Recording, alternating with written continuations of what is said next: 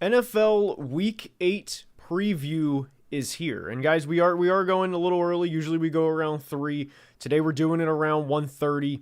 A couple things personal that I have to take care of, so we're going a little early. Stream's going to be awesome. We have a lot of games to dive into. For the first time since back in week 4, there's no bye weeks this week. I know that may come as a surprise to some, but like I said, no bye weeks this week, but the week 8 preview is happening. So I'm just, like I said, I'm just tweeting the link out. I'm going to wait for a couple people to get in here before we really dive in. But I am very much looking forward to this. So let's go ahead, tweet out the link, and NFL Week 8 preview getting sent out. Unfortunately, as you guys probably know, my Vikings lost last night. Not a fun game. Definitely not a fun game. Back at it again. What's up? Love the live previews. Appreciate it. Go Pack Go. Sorry, not sorry. That's all right. I wouldn't be either. Sorry about Darasol, man. That was dumb. Yeah, that was not fun. That I feel bad for Christian. I hope he's all right. Hopefully he's only out a couple weeks. My first live. Love the content. Appreciate it, Rowdy. Appreciate everyone joining, by the way. And like I said, if you guys, congrats on the NFL collab. Appreciate it, Doug. Appreciate it. You predicted it. Yeah, look, I am not going to sit here and act like I know everything about the NFL. I don't want that to ever be the takeaway. But when it comes to the Vikings, I'm pretty spot on with this team a lot of the time. I felt we were going to lose that game. We played a near equivalent playoff game on Sunday against the Lions. Thought we were going to lose last night. Puka and Cooper both came back. It stunk. But let's go ahead and dive in here. Let's go ahead and pull up the logos, the old ats. We have Jets at Patriots, first game. So, like I said, I have notes for every team. The Jets, by the way, there is a lot of... the Jets right now, there's a lot going on. By the way, I'm going to do a better job of addressing comments as they appear today. What happened in the second half? I only caught the first half. The Vikings just aren't that consistent. We had the second quarter, we had 9 yards total. Fourth quarter, we had 6 yards. I love Kevin O'Connell, but there's just parts of games where he just falls asleep at the wheel. It's not good. The consistency is concerning, and we have to get better. We had 14 points and we had 140 yards of offense in the first quarter. We had 130 yards the remainder of the game and 6 total points the remainder of the game. That's forget the non-call at the end. I know people want to talk about the Sam Darnold, the face mask, and that was a terrible face mask or a missed face mask, but it should have never got to that. Take care of business before that. And Blast says, "Hey Garrett, been watching you for a bit. Happy to see you and Cole from HBTC collab. Nice unexpected mixing." Yeah, me and Cole are we're good friends. We're good friends. He's a great dude, and I'm happy to join whenever he has me on. And I'll have him on again at some point in the future. Now, Jets Patriots. Let's go ahead and dive in here. All right, look, the Jets last week lost 37-15 on the road to the Steelers. Very, very concerning because that was a game where I thought the Jets could win. I thought they could have won in the Pittsburgh and won, and Russ played really well outside the first couple of series, and then they just really put it on him in the second half. Pittsburgh ran for 150 yards against a team that's supposed to be good defensively, and it was as bad of a game as you're going to have for the Jets. And the Jets are now 2-5, and they have some pretty tough opponents coming up. They play the Texans. They have the Seahawks, who are not going to be easy. They also play the Bills again. And if they do not win every other game, which saying a team is going to run the table, even if they play teams like the Jags, the Rams, they also play the Rams. Guys, I think the Jets are done. And I was really, really disappointed with how their season has played out just from the start. It's been drama after drama. They fire a head coach, they trade for Devontae, which I get they had to trade for Devontae, but it's just been drama after drama after drama. And I think they can beat the Patriots in week 8. The thing is, the Patriots, outside of a couple of players, are not very good, and I want to discuss a couple of things for the Patriots. Drake May is, of course, one of the best things on their roster right now, or one of the best players on their roster. And the thing is for the Patriots is they lost 32-16 last week to the Jags. I thought Drake played fine in the early game. And yesterday we released a video for rookies already proving their teams right. guys, if we discussed every rookie that was proving their team right, I could have mentioned Brock Bowers, Quinyon, Drake May even. I thought it was a little early to mention Drake, although I think he's going to be great in the long run. They're not a good team. Drake is a good player on a not good team. Ultimately, the Jets still have a lot of talent on their roster, and when it comes down to it, I don't think the Patriots are going to outscore the Jets. I mean, it's going to be close. I don't want the takeaway to be that the Jets are going to win 24-3 like they did back a couple weeks ago, or even 27-6 or anything like that. But I do think the Jets are going to win this game. Guys, the Jets falling to 2-6, I don't see that being a reality. I hope that's not a reality for them. I also don't think the Patriots roster is all that talented. And to me, the Jets defense can suffocate the Patriots offense outside of Drake May, because I don't think the Patriots offense is, again, all that good. So that's where I would stand on that. Let's see here. Lamar MVP, could definitely see it. The Jets don't have an identity right now. Good call, Doug. I would agree with that. I would definitely agree with that.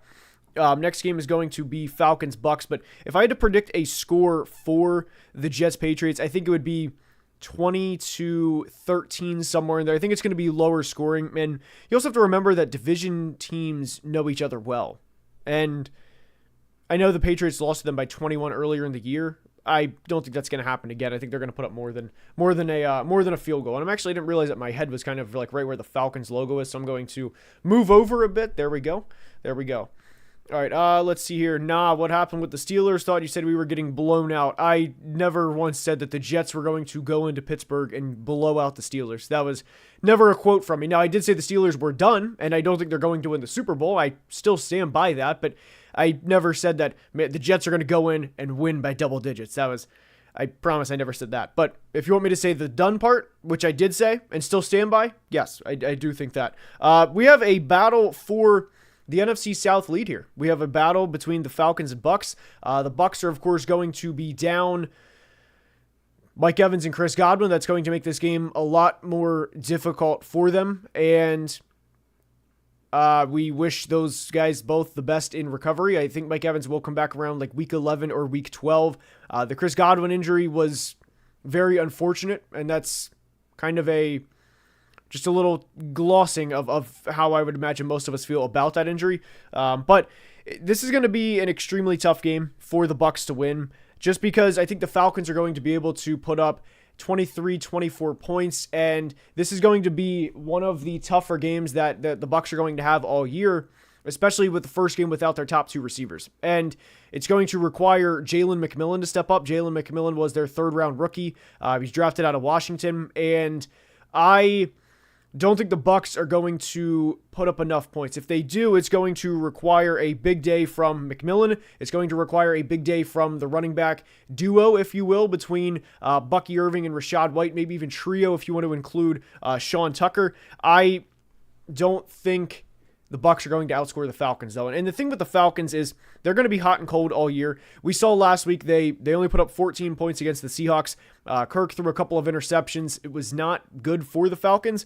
But in the back-to-back weeks, they had put up 74 total points. Granted, 38 was on the Panthers.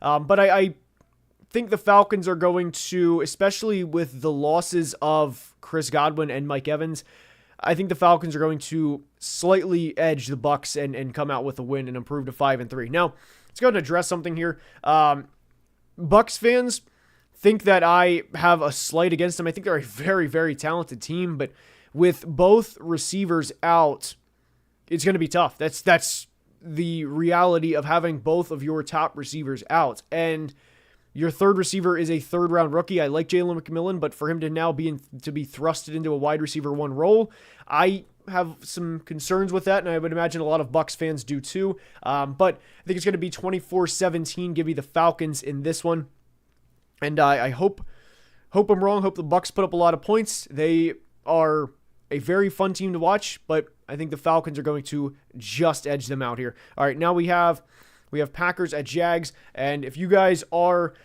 enjoying, please drop a like. We're 30 likes on the stream. Helps it out, and Not afraid to ask for the almighty algorithm, so let's keep it going here. All right. There was one comment I wanted to address. Hey, Garrett, you do this as your full-time job? I do, yes. I do. Yes, sir. Do I think the Jags will ship ETN? I'd be kind of surprised, to be honest. I would be kind of surprised. We're at 32 now. Woo, let's go. Let's go, Nick.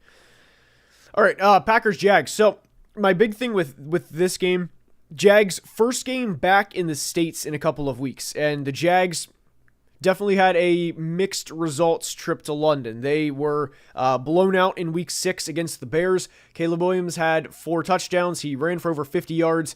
It looks like the Caleb Williams coming out party. They killed the Jags. They absolutely dominated the Jags. And shout out to chat, by the way. We got those likes up fast, by the way. I didn't realize how fast you guys were on that. But let's go.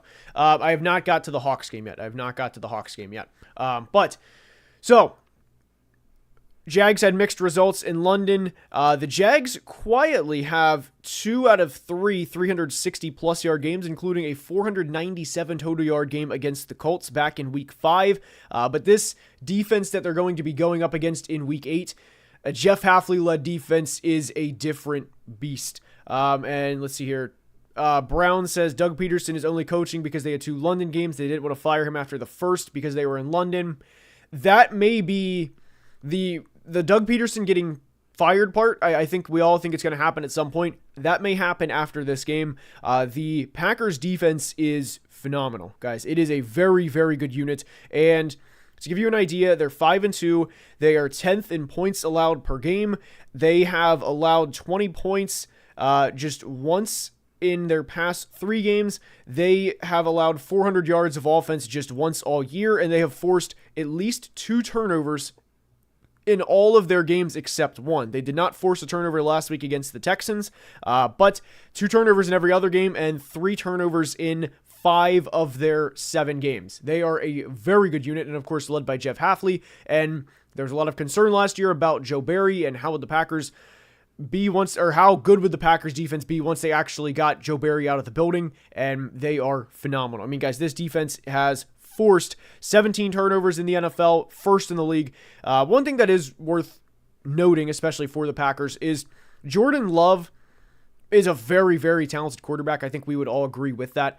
But Jordan Love at times can be just the definition of a wild man, and you never know which Jordan Love you're going to get on a play-to-play basis. He may make a play that not a lot of quarterbacks in the NFL are making, and then the next play he may force a ball into double coverage, kind of like a former Packers quarterback that would force a ball into double coverage. And Brett Favre was a Hall of Famer, and Jordan Love is a very talented quarterback, of course. But there's times with Jordan where you'd rather see him just take what's in front of him and not force balls. So the big thing with the Packers is they can absolutely, they should win this game, and should win rather comfortably.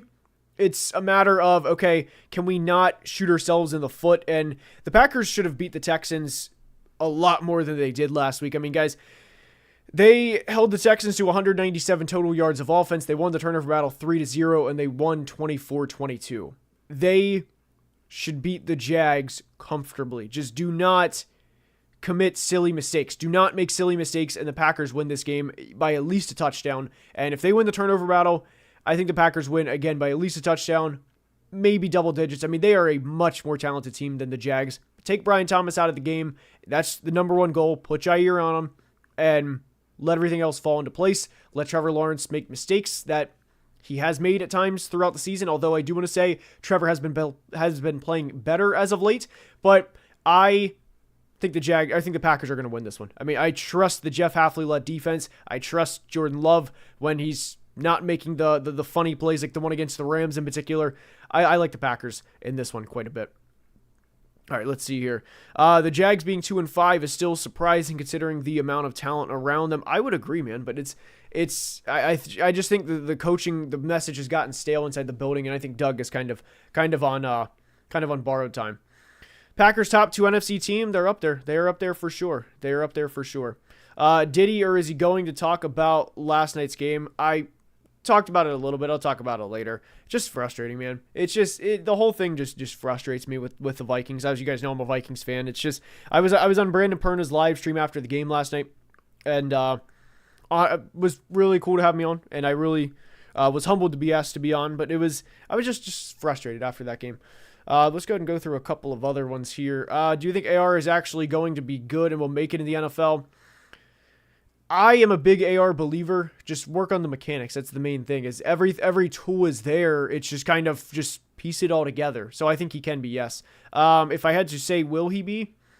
I would like to think, but it may take a year or two. He's only 22 years old. Like he's still 2 years younger than Jaden Daniels. So give him some time. All right. Let's see here. What else do we have? Sorry about the refs yesterday.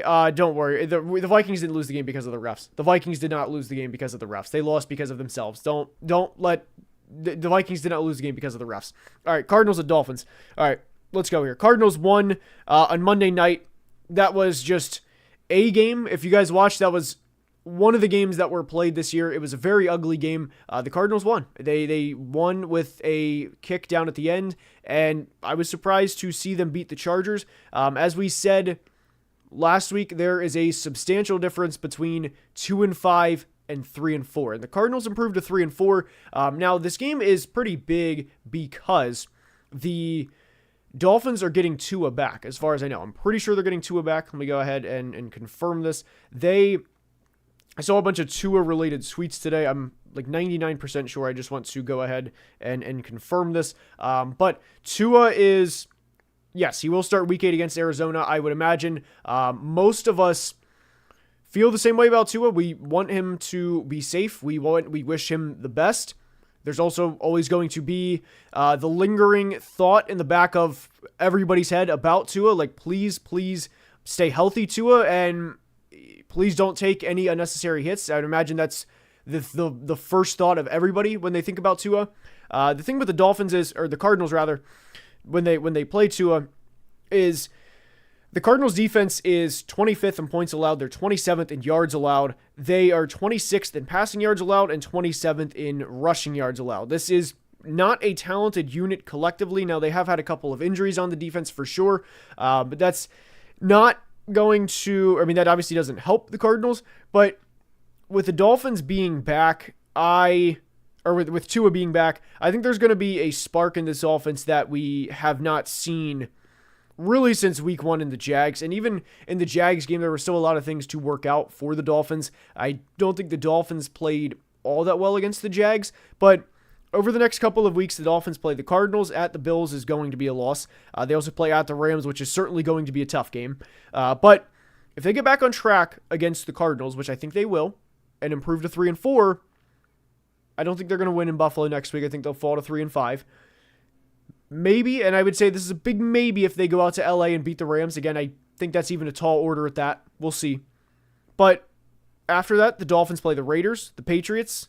The Packers will definitely be tough. The Jets, you can see a string of wins here, but it needs to start with a win against against the Cardinals. And I think the Dolphins are going to win this week. I also, by the way, to go back off that train of thought that I just had, I don't think the Dolphins are going to make a run and win a playoff game this year. I think they would be a first-round exit if they even got that far. But I think the Dolphins' offense that we're going to see this week is going to be a lot different than what we've seen over the past several games, because it's been bad.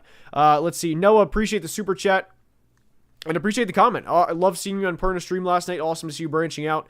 And yeah, I do appreciate it. And like I said, I was glad to be on, and I definitely let loose on there. I was definitely having a good time with Brandon Will. It was a good time. It was a good time. I do appreciate that though. I really do, and I'm glad you enjoyed. And score prediction. Somebody, by the way, I wanted to shout out, who was it here? Here it is. Just vibing, man. I feel a Murray versus Tua shootout. It's going to be an interesting game. It definitely will be an interesting game, and good call. No, I had to set it up. But no, this has the chance to be a shootout game. I think out of all of the games at the 1 o'clock slate, this definitely has the chance to be the most entertaining. Now, I know that may be a surprise to some people, but I think it might be like 27-24 Dolphins over Cardinals. Now, Colts Texans, this one is, I don't like this game for the Colts for a couple reasons. The Colts are 4-3. They are at a pivotal point in their year, because if somehow, some way, the Colts can win this game, which, by the way, I don't think they're going to, but The thing is, if the Colts can somehow win this game, they're going to convince themselves that we're 5-3. We play the Vikings next week, who are struggling at the moment and have a lot of concerns themselves.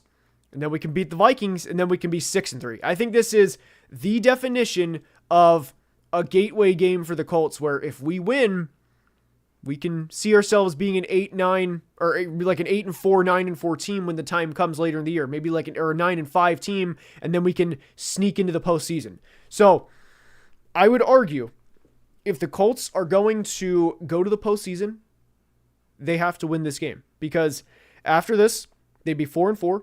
They play at the Vikings, home against the Bills, at the Jets, home against the Lions. I know the Vikings are kind of reeling at the moment. I know the Jets are not a good team. That doesn't mean they're going to be easy wins for anybody. And the Colts could drop both of those games. So if the Colts are going to do anything, make any sort of noise this year, it has to start with a win, and they have to take advantage with Nico Collins being out. Ultimately, though, I don't think they're going to. I have a lot of concerns with the Colts defense. They are, let's pull up some rankings here. They're 29th in yards allowed, although I do want to credit they are 12th in points allowed this year. They're 31st in rushing yards allowed. Joe Mixon has had a really, really big bounce back year for the Texans. I'm really happy for him. He's having a really good year. But when push comes to shove, I'm going to trust CJ Stroud every time over Anthony Richardson. AR struggles to hit the routine passes. And until AR can consistently hit the routine plays and not start out games 5 for 18 like he did last week, more than likely I'm going to choose the better team to win every time. So I think the Texans are going to win. But if the Colts somehow, some way pull this out, then we can have an interesting conversation. Next game, Titans-Lions. All right, there's Cole. What's up, Cole? How we doing? What's up? How we doing, Cole? Let's see here. AR's best games have been against Houston. Yeah, he had the okay game back in week 1 of this year. That was when he had the couple of big plays. But the thing with AR is it's like a drop in the bucket. You'll see one phenomenal play, and then the next play will be a 6-yard timing route to throw it over his head. You don't know what you're getting. AR to me right now reminds me so much of a wild pitcher in the MLB that you want to see do well, and you never know where the ball's going. That's what he reminds me of. Appreciate it, Cole. Appreciate it, brother. And if you guys are enjoying, please drop a like. We're almost at 100 likes on the stream, so let's drop a like, and let's keep it going here. All right. AR makes the hard look easy and the easy look hard. That is the best way to describe it. I mean, AR will make a throw that I would say he's probably the only player in NFL history to do so, and then he will miss a throw that I would imagine a lot of people in this chat could make if they had like enough time. It's so frustrating with AR. All right, let's keep it rolling here. All right, let's see. This is very much like 2018-19 Josh Allen. I think that's very fair. I think that's very fair at the moment. Now, I don't know if he's going to reach that ceiling, because that's not fair to put on anybody. But Titans-Lions. All right, let's keep it rolling here. Look, Tennessee, guys, they worry me. They are in what I would say is not a good situation. They're 1-5. I made a video before the season discussing the Titans. It was the team preview. I said that they were going to be a team nobody wants to play. And when I made that video, it was based around defense, running the football, and here's a big one, not losing games on silly turnovers. And I mean, they didn't lose last week because of silly turnovers. They just got flat out embarrassed, 34-10. They didn't stand a chance in that game against Buffalo. I mean, they got up 10-0. After that, were outscored 34-0. And here's a super chat. Good timing, Gabe. Appreciate the super chat. First super on a live stream. Appreciate it, Gabe. And he says, should the Titans get Shedeur Sanders? They're a lot more than Shedeur Sanders away from making noise. If I were to say, I would love Cam Ward to go to the Titans, and I will make a video this spring on a player that I think can have a good NFL career if he is given the right situation and if he is properly developed, and that's Drew Aller. I like Drew Aller a lot, but he's going to need a year to sit. If a franchise plays Drew Aller in his rookie year expecting him to be a first-round pick, immediately fix everything, they're going to set him up for failure. I do think Drew Aller is a player that can sit and learn for a year and be fine. And if the Titans bring in a quarterback that would be not like a Sam Darnold necessarily, but I don't even know who to say at this point because the quarterback market is going to be tough this offseason. The thing is, to go back to this, I don't think the Titans are going to win this game. They frustrate me. They're in a bad situation. They are not a good team. And they also traded away DeAndre Hopkins this week. They traded away Ernest Young. And to me, I don't see any way they go into Detroit and actually win this game. I don't think anybody would disagree with that. There guys, like, I don't know what else to say other than just that the Titans are outmatched in this game by a lot. They're not good. They're not good enough. I mean, you look at the Titans' last couple of games, 289 yards of offense against the Bills, 241 yards of offense against the Colts, 27 total points. They have one game with 300 yards of offense all season. They're not a good team, guys. They're not. And it's frustrating because they are held back by what is a very underappreciated defense. And this defense is first in yards allowed, and the Titans are one of the more disappointing teams this year for me because if you take away the meme interception against the Bears, the Titans could have started out 1-0, and 1-0 versus 0-1 with that play could have a completely different outlook this season. Just an underachieving team, and it's frustrating. Now for the Lions, guys, I mean, you guys know how I feel about the Lions. They were my preseason pick to go to the Super Bowl. They're still my pick 7-8 weeks in. They're going to continue to be my pick. If they don't lose this game, if they don't give the Titans a game, I think they could even spot the Titans 14 points and still be fine. The Lions are a much better team, and I'll be interested to see how Ben Johnson attacks his defense because it is a very good defense, but the Lions are a much better team. The spread's over double digits for a reason, and whenever a spread in the NFL is over double digits, it's because the teams, the talent difference is substantial, and the talent difference in this game is most definitely substantial. All right, let's see here. Do you think the Lions make a trade for an edge rusher since Hutch is out? That's a tough one. I still am under the belief that I think they should. I would say at this point, probably not. I don't think at this point. I don't think they are because they're going to win this week. They're going to look good, and I think they're going to be fine. I think they're going to convince themselves that they're going to be fine. All right. Once they let Henry go, they should have embraced rebuilding instead of attacking free agents. It's yeah, guys, the Titans just frustrate me. And last year, there's a good comment by Dominic, by the way. Harold Landry, Josh Uche, Za'Darius, any of them would be fine.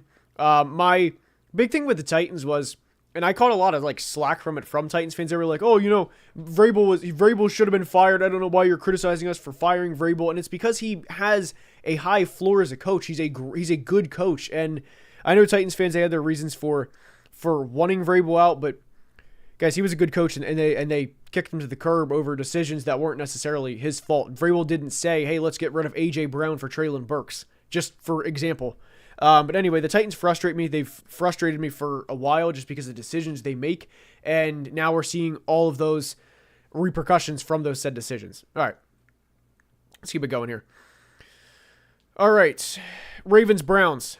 And by the way, if you guys are enjoying, please subscribe. If you guys are not already subscribed, we are pretty close to 162 subs. I know I entered the stream and we were at like 161.9 something. So if you're not subscribed, subscribe, and we're close to the next one. So let's keep it going here. All right. If you're the Browns, are you trading away the defensive pieces to get capital? Some, yes. I feel like I would not trade Myles Garrett unless I just got 2 1s plus, just because Myles Garrett is a franchise cornerstone, and there's no reason to trade Myles. He'll be 29 in December, but I'd rather just not trade Myles. I'd rather just keep him because of everything that he's been for this franchise for, going on 8 years. But the Za'Darius Smiths, pretty much everybody aside from Myles, Jeremiah Owusu-Koramoah, and I would say probably even Denzel Ward, I would say is expendable. I know Greg Newsom's a good player, but actually I'd probably walk that back. I'd say Greg Newsome would be fine too. But Za'Darius is a good one that could be traded. I would say Yeah, I would try and keep the three that I had, which were Miles, JOK, and Denzel. And JOK is on a team-friendly deal, so I would definitely try and keep JOK. All right, let's keep it going here. All right, can I just say the Rams are back? You absolutely can. You absolutely can say that. They are. All right, let's keep it going. Ravens, Browns. I will say the Ravens are a better team here. I don't think that should be a hot take. The Ravens, especially, they're clicking. They have ran for 175 yards or more in 5 straight games, including 3 240-plus yard performances. So it's pretty scary for opposing defenses knowing that entering the week that we're going to run the ball down your throat. Good luck. Try and stop us because that's how dominant this team has been. And the Browns have Jameis starting. I think there's going to be a little bit of a boost with Jameis starting, especially with Deshaun out. Deshaun was not good at all, and we saw that week after week after week after week that he was not going to be the answer.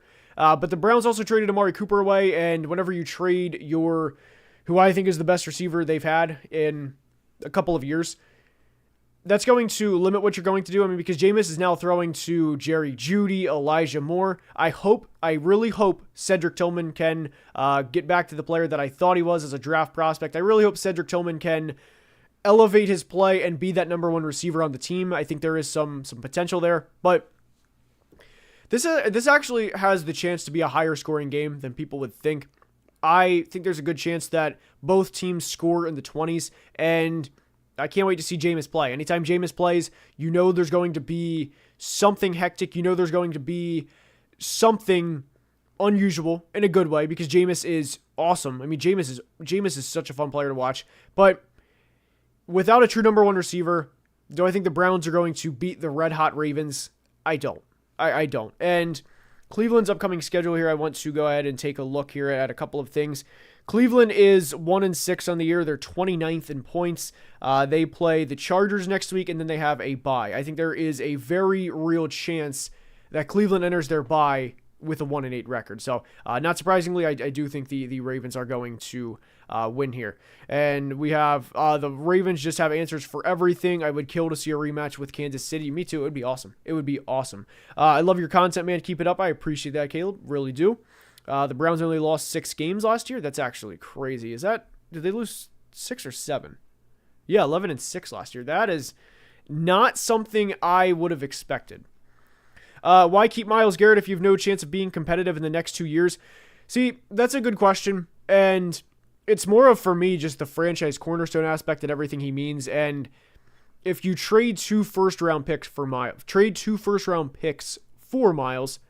one of those picks is going to go to, okay, let's try and draft an edge rusher to be close to Myles. And if you have 5 first-round picks, you'll be lucky if one is close to Myles. You'll be lucky if you have one that's close, let alone that's better. And I think it would just have to be such a great offer. I don't think that bringing in a first-round pick, because if you're trading Myles, you're trading him to a contender. If you trade him to Detroit this year, which would probably be the team that would go after him, you are picking no earlier than 27, 28, and in my honest opinion, I think it'd be around 31 or 32, and then the same thing next year. So, do you want 2 close to second-round players for Myles Garrett? I don't. I'd rather just keep him. And I know that may be an unpopular opinion, but I'd rather just keep him. All right, let's keep it going here. Love your content and talking with Perna last night. Appreciate it. It was a good time. Eagles, Bengals. Hopefully Brandon has me on again, but it was a good time. I enjoyed being on the stream, and like I said, it was an awesome time. And this is a game here, guys. Eagles, Bengals. This is the kind of like the test for both teams because the Eagles are 4-2. They have won back-to-back games off their bye, but it is worth noting that they have played the Browns and Giants in the last 2 weeks, and it's also worth noting that the Bengals, who have had a lot of questions about their defense, have also played the Browns and Giants in the last 2 weeks, just flopped. So I think it's pretty rare when you play like the teams like that, just in reverse order. And this is a real test. Eagles at Bengals. I feel like I'm going to go with Cincinnati to win this game. They are the home team, and I still have some concerns with the Eagles moving forward, just in terms of there's the quarterback position is one that I really, really have concerns about. I mean, Jalen Hurts last week against the Giants, guys. Jalen, he only threw the ball 14 times. I don't know how much they actually trust Jalen at this point, which I think is a little concerning. And the reason that I say that is because we're seeing a lot of go routes. We're not seeing a lot of balls like across the middle. It's pretty much, hey, A.J. Brown, go run a go ball or screen. And I have some concerns with the Eagles in that aspect. So if the Bengals can stop the run, which I know has been troubling for them at times, they can win this game. And man, they're 3-4. This is, again, like we said, a gateway game earlier for the Colts. This is a gateway game for the Bengals because they're 3-4. They win this, they're at 4-4. They lose, they're obviously at 3-5. They play the Raiders next week. They will probably win that one. I would be surprised if they did not win that one. And then they have a test against Baltimore in Week 10 on Thursday night, which is going to be a great game. And I can't wait to watch it. I might go to it. We'll see. Maybe shout out Game Time. Promo code analysis, $20 off your first order if you want to use Game Time. But the Bengals need this more than the Eagles do. And when push comes to shove, I'm not going to bet against Joe Burrow. And it's going to be a good game. It's going to be one of the better games of the day for sure. But I do think the Bengals are going to win. And the big thing with the Bengals is we have to be adequate at stopping the run. We don't have to be the 85 Bears. We don't have to be the 2000 Ravens. Just everybody read your keys right, stay in place, and hunker down because we need to somehow, some way, figure out a way to stop Saquon Barkley. Because if we don't, it could be a long day, and it can be a game like we had against the Ravens. It can be a game like we had against even the Patriots back in Week 1. Stop the run. That is the major key for the Bengals. Force Jalen Hurts to beat you. Absolutely force Jalen Hurts to beat you. All right, we have Panthers Broncos. Here we go. Like seeing you on Perna stream. I've been getting a lot of that, guys. I've been getting a lot of that. I appreciate everyone joining. And it was wait. Team, hold on. We got to test. Hold on. No! I'm sorry, guys. I just got a tweet from Adam Schefter. Team test today revealed that Vikings standout left tackle Christian Darrisaw is going to need season-ending injury. And that is per Adam Schefter. Season is over. That's all. So sorry about that, guys. Sorry for the reaction. Don't know if that was loud. But yeah, the season is over. The season is over. So the season is over. That is per Adam Schefter. Yeah, that's all. The season's over. So let's get back to this. I was kind of waiting on that one, and that stinks. That is actually. Darrisaw season-ending surgery, man. That is such a dagger. That is just such a dagger. That sucks, man. All right, let's go to Panthers Broncos. All right, let's just discuss here. Bryce Young's back for the Panthers. They're 1-6. Yeah, I got to sit here for a minute, guys. I'm sorry. I'm hurt. Like, I can't tell you guys how much I love Christian Darrisaw and how awesome he is. Like, it's like having a young Trent Williams. And why we had him out there last night in that situation, that is quite literally adding injury to the insulting game that was after the first quarter. That's the season though. By the way, that is the season. Like, if you want me to sit here and say that, we're done. The Vikings are done. That is the season. I don't really care what happens next week against the Colts. They play on Sunday night. I might live stream for that game, actually. We'll see. But that's the season. So I'm sorry. I just need to take a quick mental break before we discuss Panthers Broncos. But that's the season.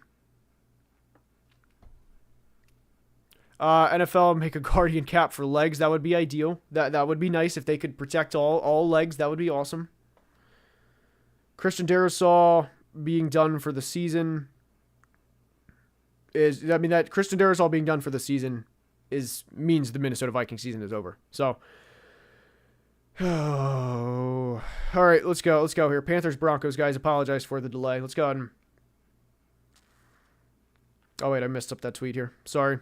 Anyway, guys, the thing is look, for the Panthers Broncos. Here's my thing. Here's the big thing. the big thing that I think for Panthers Broncos is this is setting, correct me if you've heard this before, this is setting Bryce Young up to fail. If we've heard that one before. The Panthers 28th in points per game this year. Bryce Young only started 2 games before getting benched. They put up 13 total points. Let's read some comments here. Valid crash out. In retrospect, do you think it was wrong for the Panthers to bench Young? I don't, for a couple of reasons. It was the right decision at the time. They had 13 points in 2 games. They had like 350 yards of offense in 2 games, and the second game against the Chargers was absolutely awful, and they were not going. I mean, Dave Canales was at the point where he was potentially losing the locker room if he did not bench Bryce Young, because if he would have kept going down with the ship knowing that Bryce was not going to be the answer, that could have had even worse results. That could have, I mean, I know the Panthers are a 1-6 team, so it's not like we're sunshine and rainbows, but they had to make the decision when they did. Now this week here, Carolina is going to Denver.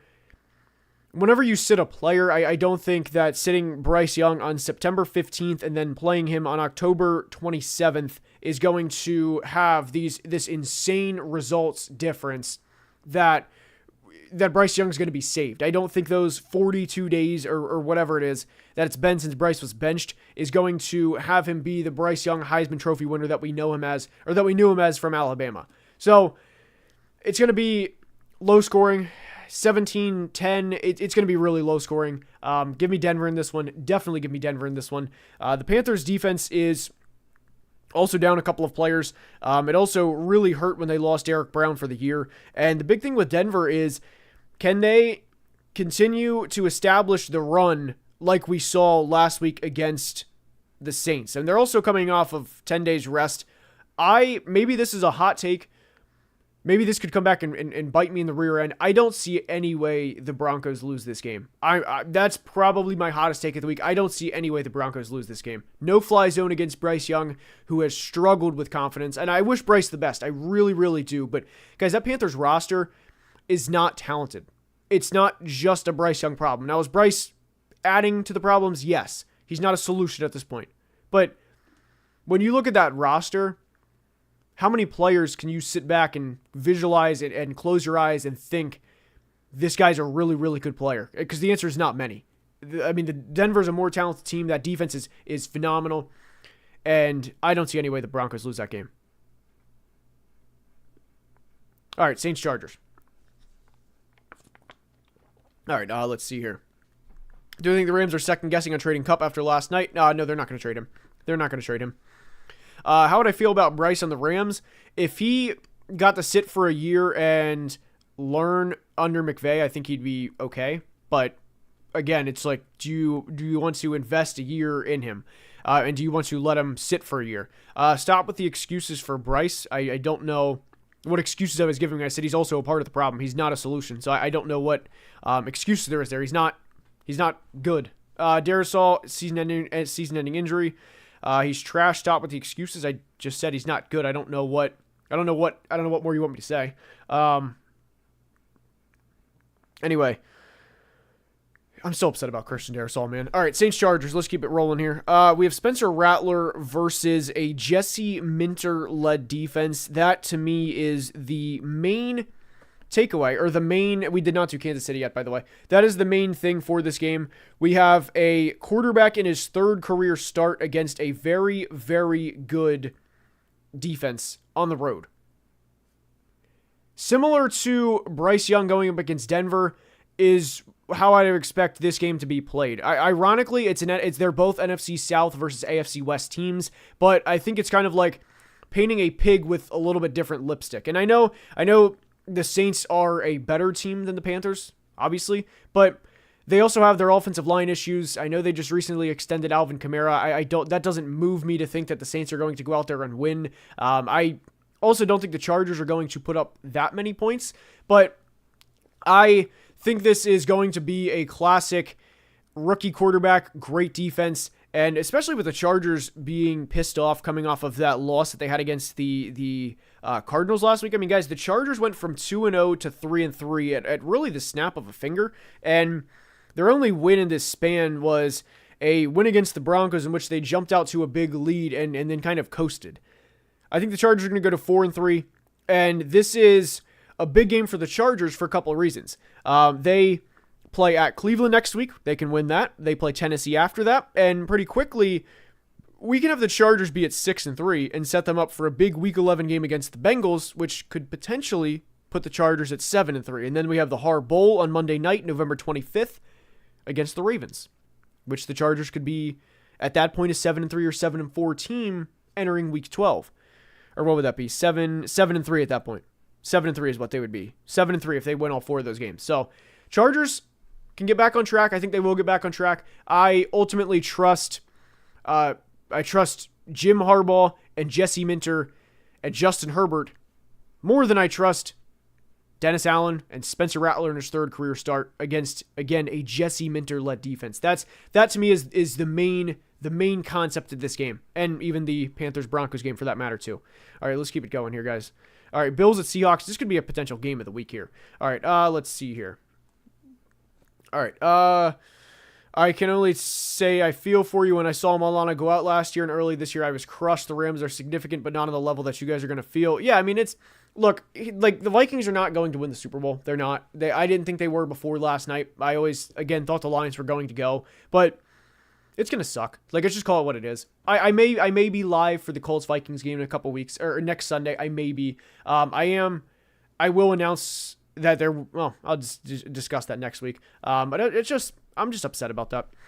All right, let's see. Hey, football analysis, hot take. The Saints will trade everyone good on their team this offseason. Disagree because they simply choose not to rebuild. I would love for them to do that. I would love for them to stink one year and then, stink one year to propel themselves for like 4 or 5 good years, but they just choose not to.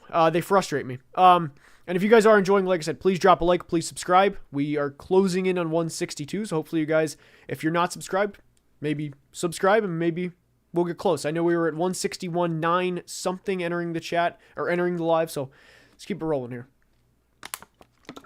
All right. We did not do Bears Commanders yet. We have Bills Seahawks now. All right. Bills Seahawks. Josh Allen right now playing at an MVP level. And the Bills actually have a 3-game lead in the AFC East already. I think the Bills are going to wrap up the AFC East maybe by the 2nd week of December. I mean, they are going to cruise to an AFC East title. But the Bills, if they win this game, guys, sorry, not if, they have to win this game to stay in line for a potential number 1 seed. I have a video dropping tomorrow about the AFC. Obviously, we discussed the Bills in that video. And I don't think it's unreasonable for Buffalo to be the number 1 seed in this conference. Now, one thing that is worth noting, obviously the Bills and Seahawks do not play each other a lot, but the Seahawks are 4-0 when rookie defensive tackle Byron Murphy plays. They are 0-3 when he does not play. And the Bills, as you can imagine, they like to run the football. They have, of course, Josh Allen, James Cook, and Ray Davis. And I think Ray Davis has played pretty well for a later round pick rookie. And I like Ray Davis a lot. In this game, the big thing for the Bills is to continue to play whoever offense. And that's honestly the best thing that they've done this year is spread the ball around, not care about feeding anybody, just play whoever ball, and they've done a great job of that. And the Seahawks right now, they are 4-3. They are coming off of a big win against the Falcons. But what I worry about with the Seahawks in this game is they've allowed 150 or more yards rushing in 3 consecutive weeks to the Giants of all teams, the 49ers, and of course the Falcons last week. To be honest, I think the Bills are going to run the ball and try and run the ball and do everything they can to keep the ball out of Geno's hands because they know Geno is a really, really talented quarterback, and Buffalo quietly is 7th in points allowed per game. They are a really good bend but do not break defense. They have a couple of games where they've allowed 400 or more yards of offense this year, which were against the Ravens and Texans. No shame there, but they've kept everybody else in check. And if the Bills win this, they play Miami next week, which I think they would win. They play at Indy, and then that would set them up for a Week 11 test against the Chiefs, in which they could be 8-2 heading into that game. So Buffalo can very much win this game. They're coming off of a big win last week against Tennessee, and if I had to choose a winner for this game, I think it would be very close, but I'd go Buffalo 27-24. And now we have rookie duel here, a rookie duel between the Bears and Commanders. All right, let's see here. Oh, good point on that, Axel. Good point, by the way. I hope that is I hope that is good for the Seahawks. I hope the Ernest Jones trade, hopefully that works out for them, because the Seahawks have been frustrating over the past couple of years. They really have.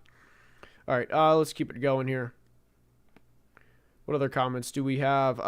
Is it a hot take to say this is the best offense Josh Allen has ever had? No. How is Dennis Allen still the head coach? Good question. Good question.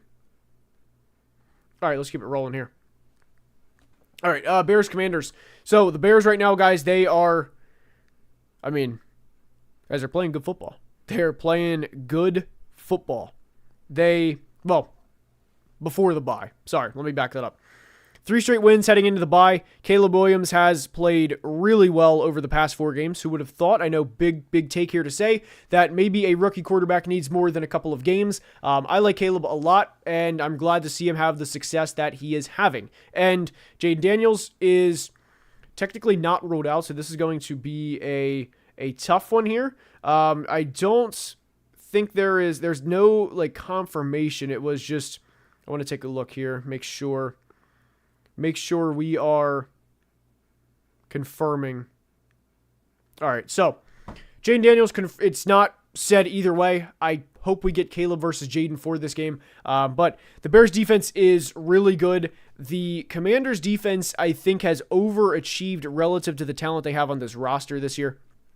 And the Commanders defense right now is 15th in points allowed per game, 16th in yards allowed per game. I don't think they are the 15th best defense on paper. I actually think they're a little worse than that. And I think they are going to, at some point, get exposed is not what I'm looking for, but I think they're going to play a little worse than what they actually are, and I think it could start in this game against the Bears. I think this is going to be one of the more competitive games of the week. I think it'll be around 24-20, and I think the Bears are going to go into Washington or Orlando, Maryland, if you will, and win. I like the Bears off a bye, and I really think Matt Eberflus's defense is going to be cooking, and I like the Bears a lot in this one, and I really hope we get a healthy Caleb versus Jaden, but I do think the Bears are going to win off the bye. All right, what other comments do we have here? Hope this game is good, even if Jaden doesn't play. I'm with you. I'm with you. We have some arguments in the comments here. We do have some arguments going on in the comments. Matt Eberflus stinks. I'm not the biggest fan of Eberflus as a head coach, but he's a really good defensive mind. All right, let's keep it going here. All right, Chiefs-Raiders. Chiefs-Raiders. The Kansas City Chiefs are 6-0, and they are coming off of a 28-18 win against the 49ers. Guys, I don't have too much to say here. Look, the Chiefs haven't played well offensively all year, but they are a much better team than the Raiders. And I know last year, I know what's going to come up. Christmas Day, I think it was 24-9, maybe not. No, it was like 20-14, 24-9 was the Broncos Chiefs game earlier in the year. 20-14, the Raiders beat them on Christmas Day. They have a pick 6 on Patrick Mahomes. I know that's going to be the initial thoughts, but guys, I don't have confidence in this Raiders team, man. I mean, this Raiders team is not good. They are not playing good. They are a bad football team. We see it week in and week out. They have one 20-plus point game in the last 4. They have 0 games of 300 or 30. They have 0 games of 335 yards or more of offense all season. And they have committed at least 1 turnover in every game. In the last 3 games, they have 10 turnovers total. They also don't create turnovers either. They have a league high 16 turnovers offensively, and they have a third worst 3 turnovers defensively. So we are only 7 games in, and the Raiders have a minus 13 turnover margin. Guys, I know the Chiefs haven't been playing well, but I just don't see a way. I mean, I'd be surprised if the Chiefs don't win this game and don't go 7-0 to start the year. There's not, I mean, I don't think that there's much more that has to be said. The Raiders are not a good team. The quarterback play is simply not it. Gardner Minshew has 8 interceptions on the year and just 174 passing attempts. That's obviously terrible.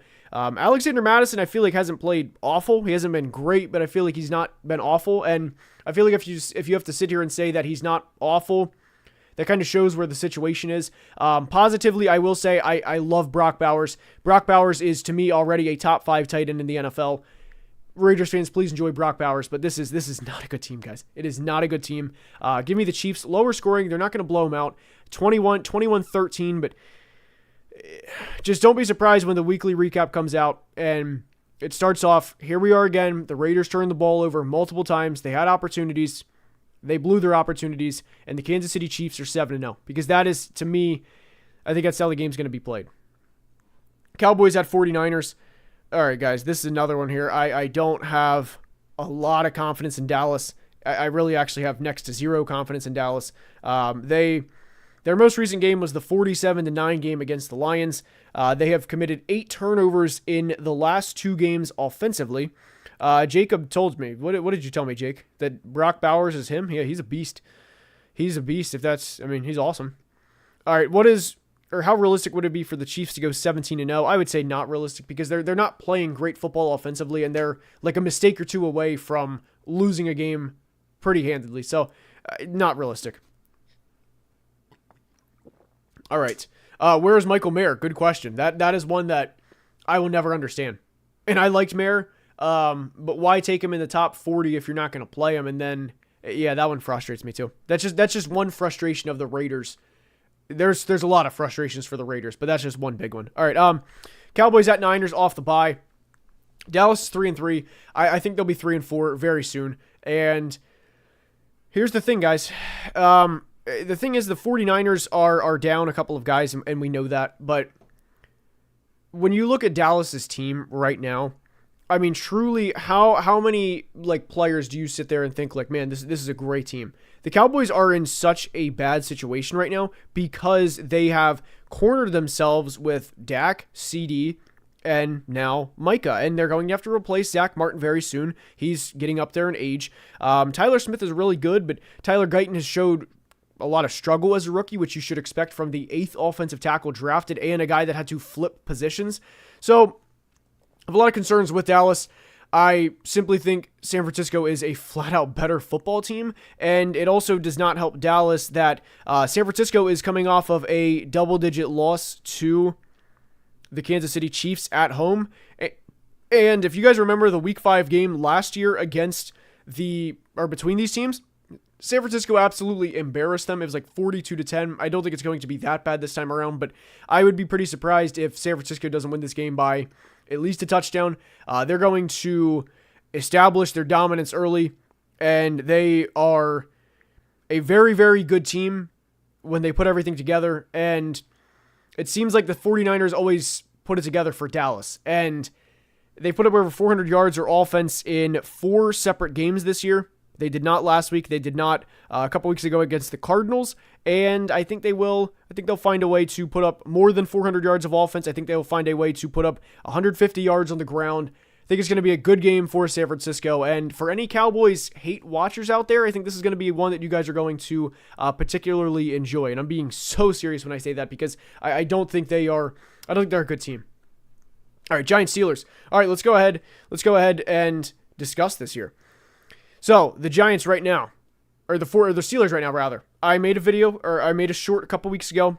I said the Pittsburgh Steelers are done. I have been getting a lot of comments on Instagram. Oh, we're 2-0 since this video. You're an idiot, whatever, and everything. I mean, I get it, but my whole point was within that was I don't think the Steelers are going to be the number 1 seed in the conference, and I don't think they're going to win 3 straight playoff games to go to the Super Bowl. They have won a playoff game since 2016. But I would like to say right now, the Steelers are playing great football. Left hand up. The Steelers are playing great football over the last 2 weeks. They have 69 points. It's been a nice couple of games for them.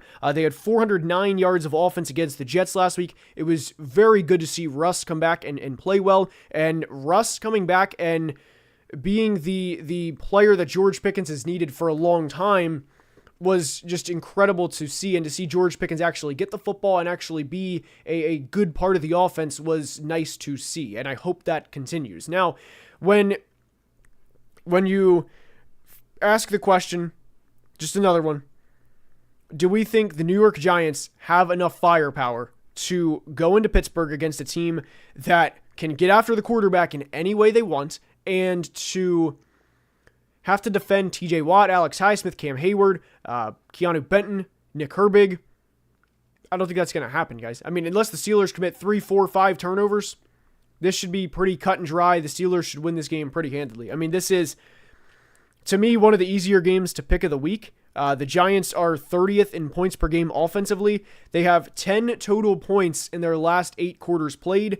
They have 428 total yards of offense in their last 8 quarters played. Guys, they're a bad football team. This is a game where Mike Tomlin, the standard is the standard. Mike, you have to win this game, and I think they will. I think they'll improve to 6-2. And RM says, as a Giants fan, I'm watching this with my eyes closed. I don't blame you. It should be, if the Steelers play anywhere close to where they have in the past 2 games, it should not be a single digit win. It should be the Steelers' 3rd straight double digit win, because these teams are not, like, they're not on the same level right now. Especially with Andrew Thomas out, and the Giants offense at this point is kind of, hey, Malik Neighbors, please go make something happen. And please, we're begging you, like please go make something happen. That is the Giants offense. They are just a tremendously bad football team at the moment. And I think Dable is going to eventually get canned, and I really worry about the Giants' future. But not surprisingly, I do have the Steelers winning that one. So let's talk. Did I talk Niners Cowboys? Yes, the Niners should thump them. All right, Sammy, my boy, saying the Steelers will win the AFC North. Sammy is an OG supporter. He is an OG. He's a diehard Steelers fan. He's a beast. He's an OG. Good must-win for the Niners. It absolutely is a must-win for the Niners. It absolutely is. Let's see, what other questions do we have, guys? What are we thinking about the Texans? They're fine. They're a serious contender. Now, it's going to be tough because I think the top four teams in the AFC right now are Houston, Buffalo, Kansas City, and Baltimore. So, can they get out of the divisional round? We'll see. But they're good. Good call on the Strouds, by the way. Shout out, Tom. Hot take, next year the Jags will win the rest of their games. Next year? I'm not sure what you mean by that. Like, they're going 17-0? I don't think that's the takeaway. But let's see what other takes we have here. How will the Darrisaw injury impact the chances for the Vikings to win the North? Okay, as a Vikings fan, by the way, I got a new hoodie recently. I'm excited for the hoodie. I enjoyed the hoodie. It was one thing where I actually like bought for myself, and I was like, all right, like let's spend some money on ourselves. I usually just kind of put it into a mic or a camera or whatever, but for the channel. But my point here is, how will it affect the Vikings' chances to win the North? I'll go ahead and tell you. Here's the Vikings' chances of winning the North now: 0. We're done. Like, we are done with Darrisaw out. David Quessenberry is not going to hold the fort down. So it stinks. But I promise you that as a Vikings fan that has lived this, that is the reality of the Christian Darrisaw injury. Let's see here.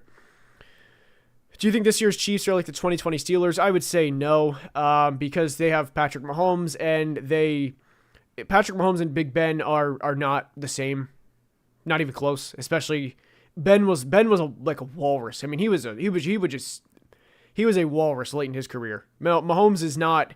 I know people get their jokes in about like the Mahomes with the dad bod and everything, but they are nowhere close to the same player. So no, I don't think they're close. I don't think they're close. Why are you so doomer about the Vikes to at least make a wild card? Okay, like let's have this conversation, right? If they make the wild card, and we go to, where are we going in the wild card round? I guess if maybe the Vikings could play. Best case scenario, maybe Washington wins the division and they get a rookie quarterback in the wild card round. Does it matter? Okay, so say we would beat the Commanders in the wild card round of the playoffs. Would it matter? Simply ask that. Would it matter? It's guys, we have to go through Detroit somehow, some way, and it's just not going to happen. We're not on Detroit's level. We are not on their level. And if we have to go to LA to play the Rams again, I don't think that's going to happen. Jared Verse is a problem. We saw that last night. any team with a legit right end is going to be a problem for the Vikings moving forward because David Questenberry is not going to be able to play anywhere close to the level Darrisaw was. And I'm not trying to be a doomer. I'm really not. It's just, I'm trying to be more realistic about it than anything. I mean, guys, it's not, I'm used to this. I'm sorry. I'm just used to this. That's all. Celebrate that dub until the next round. That'd be it. That would be it. Do you think the Steelers can find a way to continue the offensive strides they showed in the Jets game, that they could make a deep playoff run? In theory, yes. It's going to be hard. I mean, guys, they put up 37 points last week. No matter how big of a Steelers homer you are, that part will not continue. And to give you an idea, 37 points times 17, that's 629 points in a season. That's not realistic. But can they make a deep playoff run if that happened? Yes, they could. They could. Their biggest test is going to be Baltimore, and I can't wait for Steelers-Ravens, guys. I'm from Maryland. I live in between Pittsburgh and Baltimore. I cannot wait for Steelers-Ravens. I appreciate the super chat, Brian. I really do. Vikes need to go sign David Bakhtiari. Bakhtiari is another guy who has a lot of injury concerns. It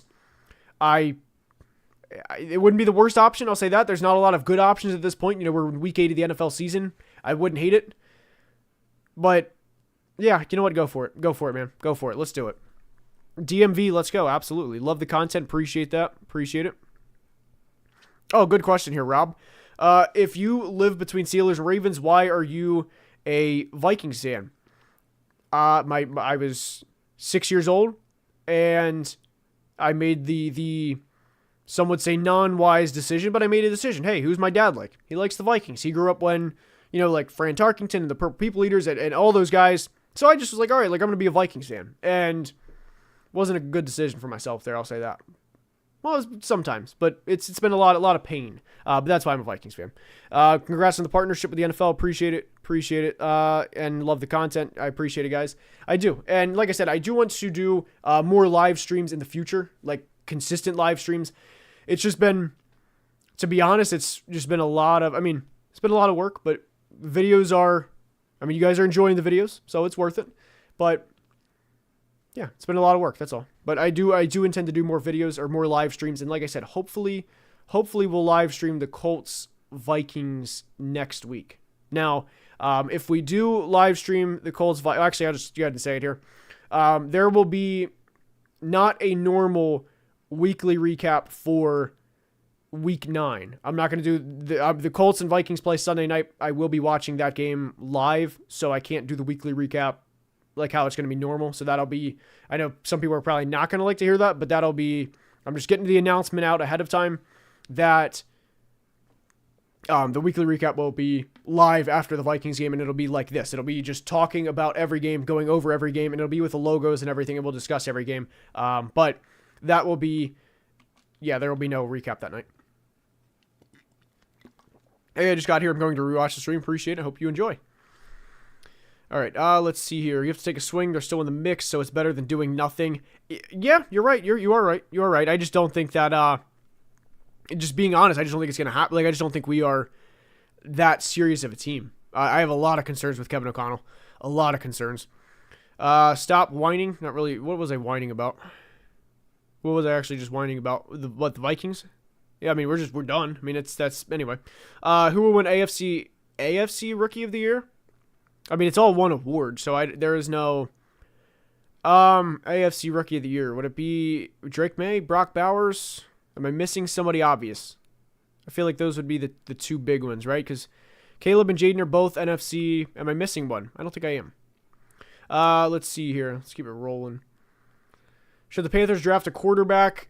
If the value's right, I don't think they should just reach for a player in the top 5 and try and say, all right, buddy, go be our savior.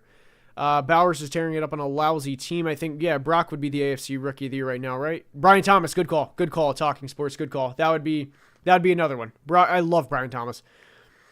I love Brian Thomas, man. Joe Alt's another good one. Joe Alt has been, the thing is unfortunately for Joe Alt, I say this nicely, but an offensive lineman would not win the Rookie of the Year. It's just, if Quentin Nelson didn't, no offense, Joe Alt won't.